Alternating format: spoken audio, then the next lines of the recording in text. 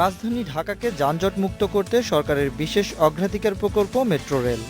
এর আওতায় উত্তরা থেকে মতিঝিল পর্যন্ত মেট্রো রেল চালু করা হবে, যার ব্যয় ধরা হয়েছে প্রায় 22,000 কোটি টাকা।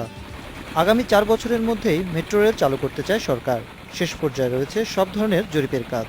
ইঞ্জিন ও কোচ ক্রয় করতে আন্তর্জাতিক দরপত্রও আহ্বান করা হয়েছে। অন্যান্য কাজের দরপত্র আহ্বান করা হবে খুব শিগগিরই।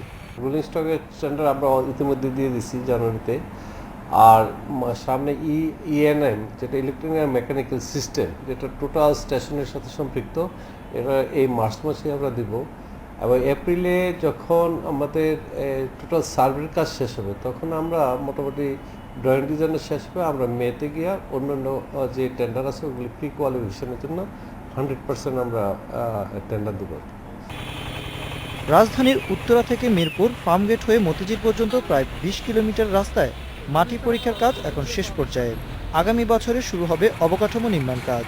টেন্ডার ইভ্যালুয়েশনের পরে আগামী বছর মাঝামাঝি সময় থেকে ফিজিক্যাল ওয়ার্ক শুরু হবে এবং 2019 সালে এপ্রিলের দিকে আমরা মেট্রো রেল চালু করতে পারবো বলে আমরা আশা রাখি।